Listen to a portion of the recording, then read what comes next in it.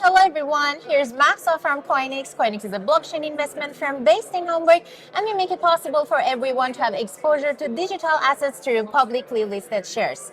Here I am at EthCC, the biggest Ethereum conference in the world, and I just saw the graph, one of our success stories in our portfolio. I was so excited to see the team, and I thought, let's do an interview with them. So I have Marcus right next to me. Marcus, tell me, what is your story? How did you end up in the blockchain industry?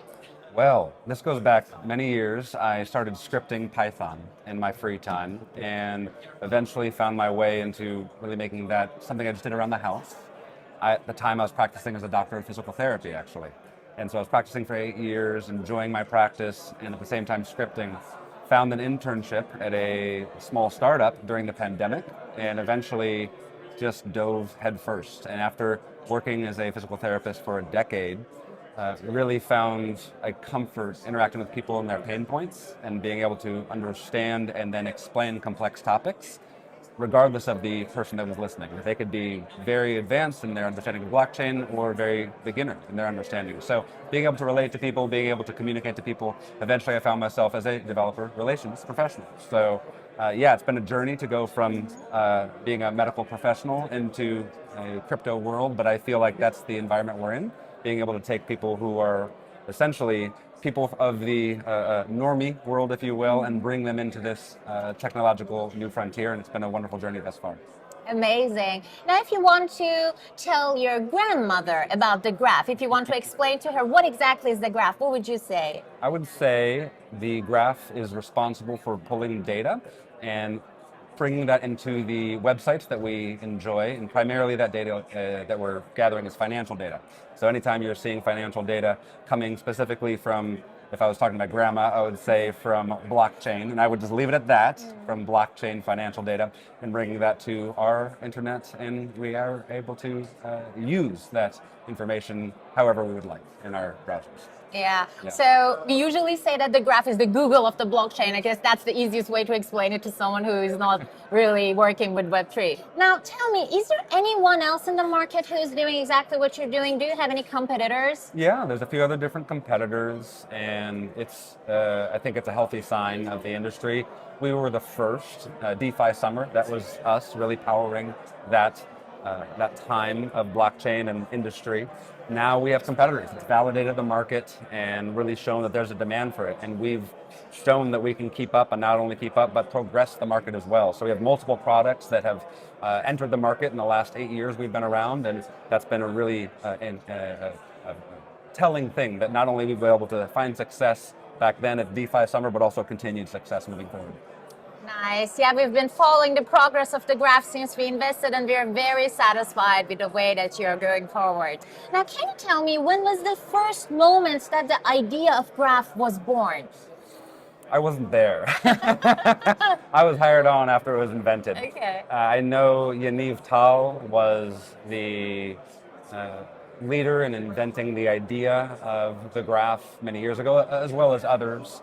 But I know Yaniv, he's a friend of mine, and talking with him still today, he's always full of big ideas. And so shout out to Yaniv if you're watching this. Appreciate his thought process on any idea he's coming with, and thankful for his work in this ecosystem, as well as others who were part of the journey back 7, 8 years ago. Nice. Yeah. We're really looking forward to all the future milestones that is going to be achieved by the graph. Now tell me, bearish or bullish in 2026? What do you think? Neither. I think we're going to, at this point, I think we're at a place of transition for 2026 where I don't think there's going to be moonshots. I don't think there's going to be craterings. I think for crypto, it's finding its footing with DeFi and TradFi intersections. And because of that, there's going to be some spikes and some dips. But overall, I'm feeling like this is a year just to hold on and see how it's going to go. 27, 28, I think we'll have more information to have better assessment. But right now, I'm not feeling bearish or bullish. I'm feeling that's consistent this year. Now, let me ask you this. If you had 1 million euros to invest right now, where would your money go? I'm very much staying dialed into this intersection of traditional finance and stablecoins. That's where I feel like this industry is consolidating, and I'm always aware of these consolidation moments when many ideas are proliferating, and those that survive are the ones that are actually having product market fit, and stablecoins are that. So I would take a look at the stablecoin economy and seeing which organizations are finding their route in that.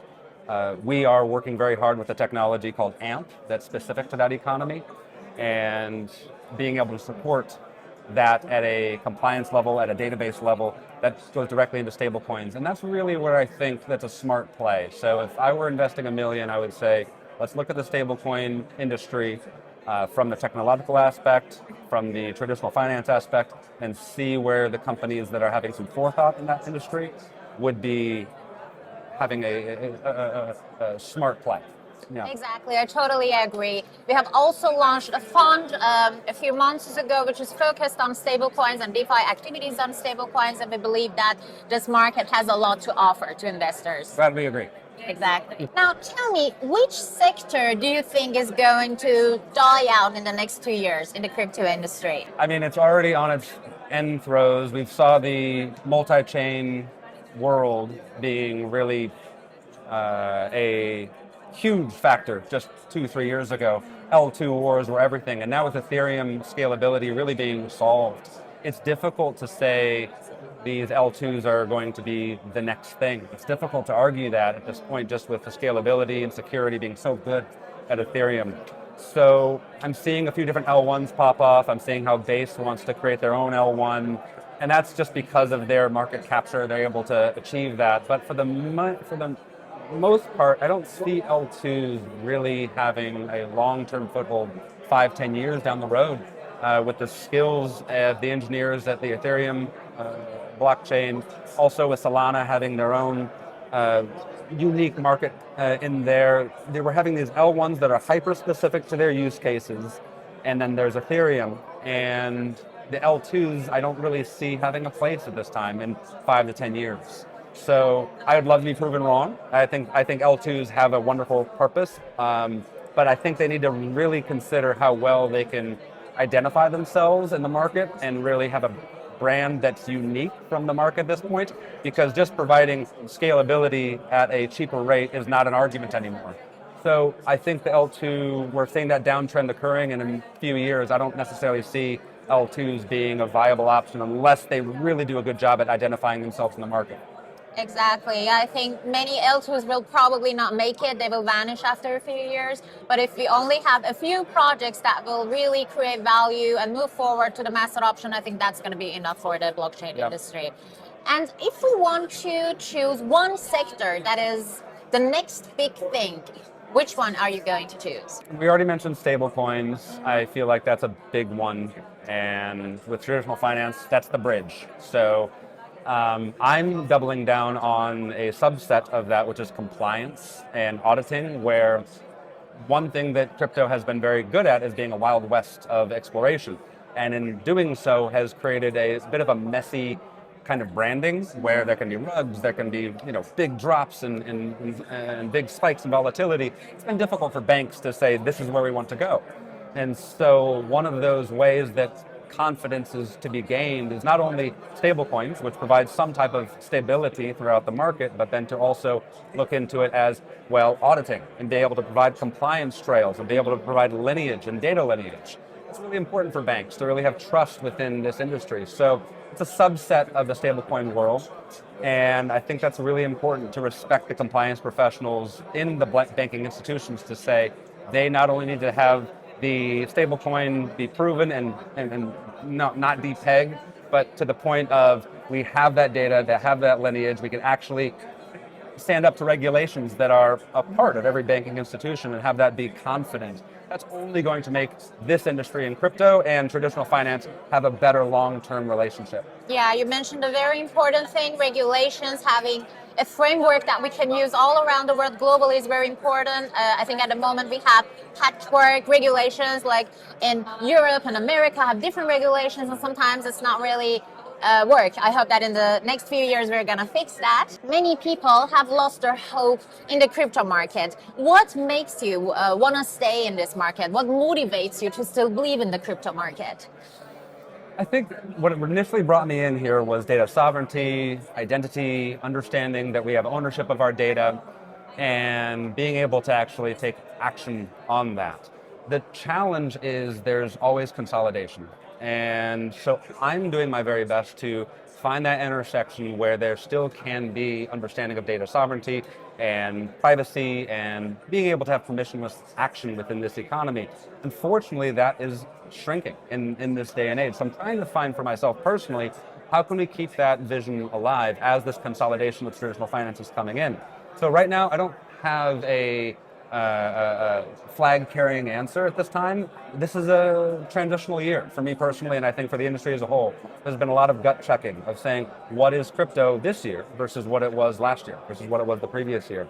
So I think we're finding that out in terms of products being shipped. In terms of my role personally, I'm finding I'm shifting from more developer relations into business relations. And that's a different place for me to be in terms of value propositions, receiving feedback and bringing that to my team and creating, proofs of concept, that type of working relationship. For myself in crypto, we wanted 1 billion users. We wanted billions of users. And we talked about that as the mission, if you wanted to have a flag, of crypto, to carry this flag into battle and say we're going to have 1 billion users. The problem is the moving costs. To move someone from Instagram to another social media is just such a headache. To just get them to do the most basic Web 2 moving, let alone bringing Web3 wallets into the equation, to learn how to do bridging, to learn how to do token actions, to learn slippage. That's a whole new thing that they have to learn. And to ask that of normies, I feel, was too much. And we saw that in the market. Still, DeFi is a pretty small industry, regardless of the amount of capital coming in and out. It's not a whole lot of people comparatively to traditional finance. So did we want 1 billion users? Yeah, we do. And I think those users, asking them to move to crypto is too much. I think we're moving to them. And we're getting billions of users moving in that direction. What is bringing me and keeping me in crypto? I think it's to understand there needs to be crypto representation for those billions of users that are using more traditional applications and have been doing so for years. Crypto still needs a representation in that place. So I'm trying to find my way in there, and I think that's the industry as a whole.